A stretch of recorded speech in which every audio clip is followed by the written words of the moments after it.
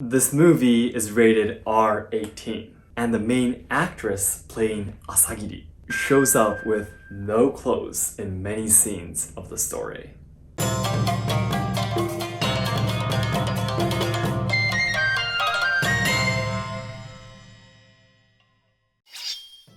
皆さんこんにちは and welcome to Let's Ask Shogo. In many anime and manga, scenes of Yukaku like Yoshiwara and Oiran Yujyo are often portrayed. You might imagine the Wano arc of One Piece, or the stories of Gintama with Hinowa and Tsukuyo, for example. Yukaku are the red light districts that existed from the samurai eras for more than 300 years. In many stories today, they are simply explained as fancy and gorgeous cities where rich men went to be entertained. But there is much more than that. But what were the cities actually like? What did the prostitutes living there experience? This movie, A Courtesan with Flowered Skin, will let you take a closer look at the lives of the Oiran and Yujyo, and it might entirely change your image of the matter. I will first briefly introduce the plot of the story, and then share my personal opinion. In the end of the video, I would like to introduce a few reviews posted by other Japanese audiences to share different points of view. In this channel, I will be reviewing movies related to Japanese history and culture. If you want to study about Japan through movies, be sure to subscribe to enjoy more content. それでは本日も参りましょう。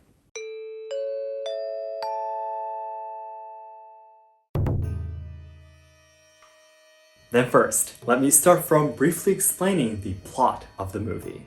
Yujyo, the Japanese prostitutes, have existed since the Heian period, which is over 1,000 years ago.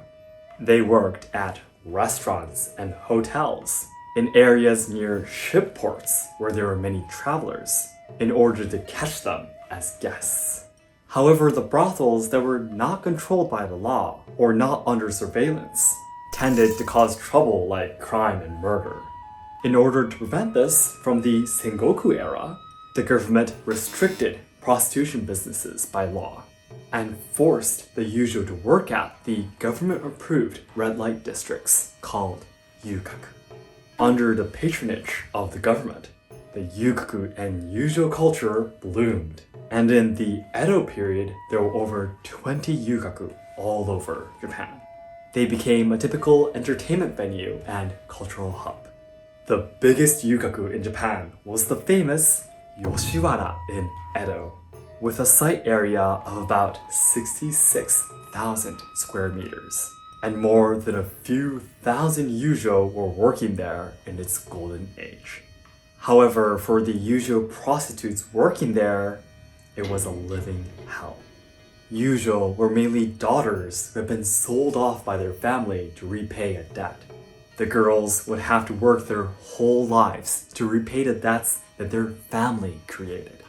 Yes, for the family that threw her away in the brothel. They were treated almost like slaves, serving multiple customers every day with not enough food and rest. And most of them will eventually suffer from venereal diseases. Their average lifespan was only until their early 20s. Even the top-ranked Yujyo called Oiran, who could earn as much money as the higher-ranked samurai, were forced to use almost all her money for her own items such as gorgeous kimonos and servants that took care of her. The only way to leave the Yukaku was to have a man buy you completely as his wife or lover called miyuke. However, this was extremely difficult because the man would have to pay the price of the Yujyo as well as the debt she's repaying. And even if there was such a rich man, there was no guarantee that your life became better afterwards either. Yes, there was literally only despair. Asagiri, the protagonist of this story, was one of the most popular Yujyo in Yoshiwara. Her mother too was a Yujyo, so she was born and brought up not knowing anything about the outside world. She was almost turning 28 years old which is the age when the Yujyo were finally freed from the Yukaku, if they were able to live that long. She had met hundreds of men throughout her life working as a prostitute, but not once had her heart been truly moved by any of them. One day, on one of her very few occasions to be allowed to go outside, she went out to a small festival held at a shrine with a friend who was also a Yujyo. Although she was enjoying her time outside, she was suddenly bumped into by a group of rushing men and fell to the ground, and got separated with her friend. She hurt her hand and lost one of her shoes, and her precious hairpin was broken. Sitting down at a nearby shrine in sadness, there comes a man who asks her what happened. That man was a young but talented textile artisan, Hanjiro. He ran to find her missing shoe, and even told her that he can fix the broken hairpin for her. They promised to meet again at the same place at the same time 3 days later. Yes, it was real love that she had never experienced before. Asagiri couldn't stop thinking about Hanjiro, and she counted each day, hoping the day she meets Hanjiro again will come sooner. However, the situation gets terrible from here. On the night before Asagiri promised to meet Hanjiro again, the greedy and vile merchant Yoshida, her biggest Patreon, calls her out for service. When she arrived at the room where Yoshida was waiting for her, she froze in shock as she saw Hanjiro sitting next to Yoshida. Hanjiro was very surprised too, as he didn't know that Asagiri was a Yujyo. Hanjiro was working together with Yoshida as business partners, and he happened to be invited to that party. Asagiri and Hanjiro, of course, tried their best to act as if they didn't know each other. But Yoshida soon realizes that Asagiri has special feelings towards Hanjiro by the way she looks at him. In jealousy, the evil Yoshida starts to receive Asagiri's service in front of Hanjiro to show him that Asagiri was his. Asagiri wakes up in her room to realize that she had fainted and rushes to the place she promised to meet Hanjiro. She thought that there was no way that she could be together with Hanjiro now that he knows about her being a Yujyo. But Hanjiro handed her the fixed hairpin and hugged her as she cried in his arms. Yes, Hanjiro was in true love with Asagiri too. However, the tragedy doesn't end here. A few days later, Yoshida threatens Hanjiro that he won't be working with him anymore if he doesn't marry his daughter, and also tells the Yukaku owner that he will be buying Asagiri as his lover. Yoshida was going to do everything he can to get in the way of the two. Will Asagiri and Hanjiro somehow be able to get out of this desperate situation? Will Asagiri be able to finally live a happy life? I hope you can actually watch this movie to find out about their fate. Next, let me share with you my opinion of this movie by focusing on 3 points. 1. The story shows the tragic side of the Yukaku Yujyo history. 2. You can see the strength of the Yujyo. 3. Not recommended to watch with friends or family. 1. The story shows the tragic side of the Yukaku and Yujyo history. As I talked about in the beginning of this video, many Japanese too see anime and movies and think that Yukaku were just fancy red light cities. I personally think that the famous movie Sakura especially gave this biased image to the people. But again, in reality, for the Yujyo working there, it was nothing but a living hell. And there are some who say that Yukaku and Yujyo were the dark side of Japanese history. The sad and calm atmosphere throughout the movie doesn't give you the gorgeous or fancy image that most stories would. I believe that all Japanese people should know about the history and culture of Yukaku and Yujyo, but not as something that we should be proud of. Instead, as a horrible legacy that we must never forget. 2. You can see the strength of the Yujyo. Although I've been explaining in this video that the Yujyo were victims of a terrible system and that they were powerless, they had pride towards their jobs too. Yukaku was a government-approved red light district, so it wasn't a completely lawless zone where men could do whatever they wanted, and there were some rules. One of the rules was, you are not able to receive service from multiple Yujyo. Which means, once you visit a Yukaku and choose a Yujyo, you must not have relationships with a different Yujyo. I skipped this part of the story in the plot, but there is a scene in the movie that I love very much. One of Asagiri's junior Yujyo, Yatsu, had a man that she hoped would soon buy her away from the Yukaku. However, one day, this man walks in front of the building with a different Yujyo on purpose, to show off that he can do whatever he wants, even breaking the rules. Yatsu cries all night, and Asagiri stays by her side to comfort her. A few days later, that same man comes rushing into the Yukaku to see Yatsu, as he shoves all the staff away, trying to stop him because he's a rule breaker. The horrible man walks up to Yatsu and tells her that he wants her in service immediately. And there comes Asagiri, telling him that a moderate man like him doesn't deserve anything from Yatsu. As the man tries to yell back, Asagiri throws a few coins over his head and tells him to go buy someone on the streets instead. The man runs out of the Yukaku embarrassed, and all the Yujyo cheers for Asagiri. I especially love this scene because you get to see that although living in despair, the Yujyo were not just obedient to men, but had their strength and pride as they lived. 3. Not recommended to watch with friends or family. Although I recommend this movie the most, as a way to learn more about the Yukaku and Yujyo culture, I think it's best if you watch it alone. This movie is rated R18, as there are some pretty explicit scenes, and the main actress playing Asagiri shows up with no clothes in many scenes of the story. There are going to be a lot of awkward moments if you try watching this movie with someone else. However, these scenes are not expressed as something sexually appealing, but more of a way to emphasize the tragicness and sadness. I've watched this movie more than 5 times to make this video, but I always tend to skip the scene where Asagiri is forced for her service with Yoshida because it just hurts too much.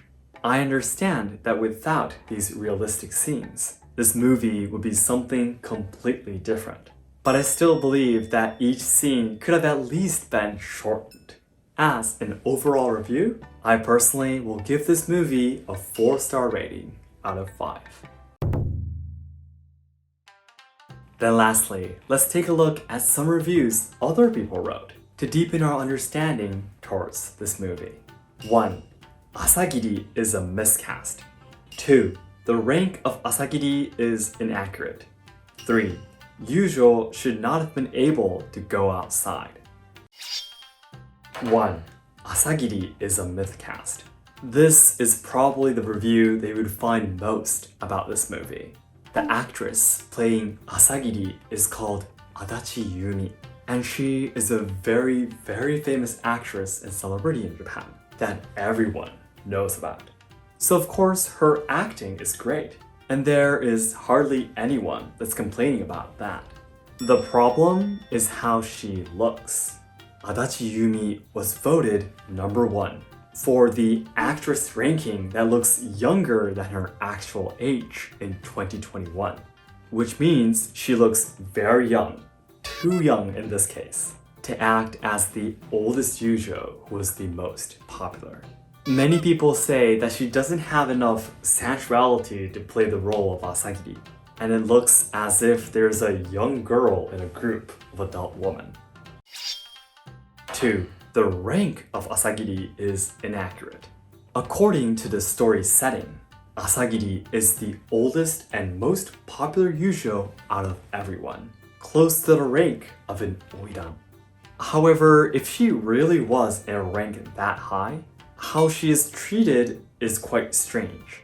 As I've explained in the beginning of the plot, the real Oiran in the past could earn as much money as the higher ranked samurai, and they even had the right to reject men she disliked to protect her authority. Why would the Yukaku owner just let the terrible Yoshida show off her service in front of everyone and let him buy her? Many people pointed out that as a way to keep order within the Yukaku, they should have kicked such a terrible man out in the first place.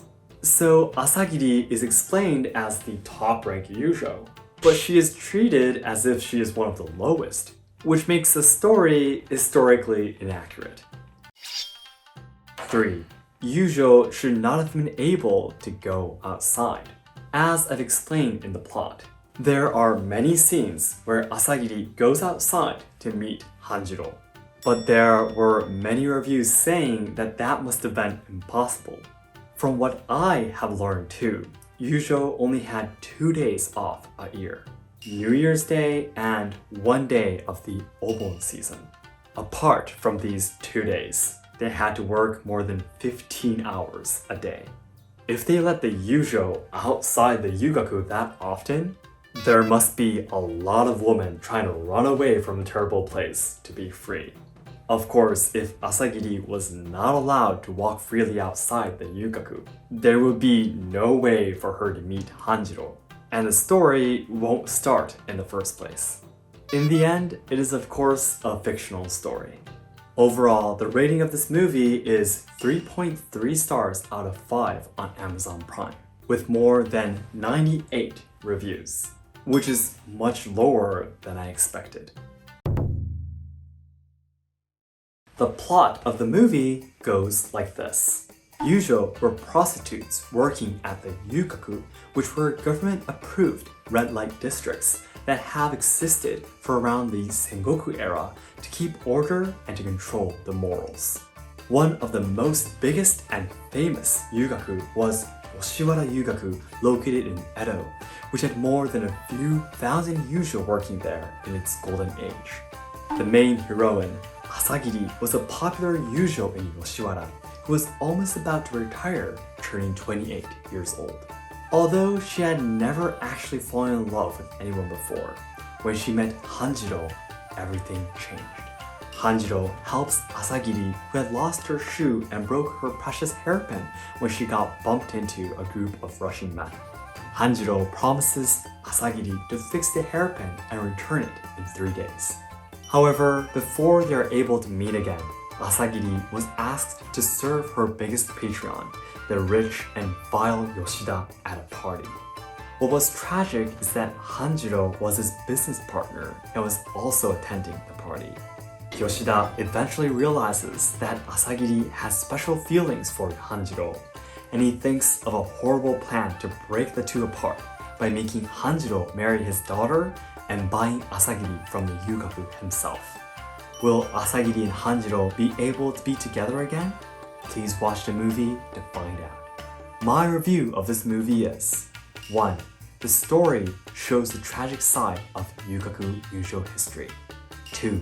You can see the strength of the Yujyo. 3. Not recommended to watch with friends or family.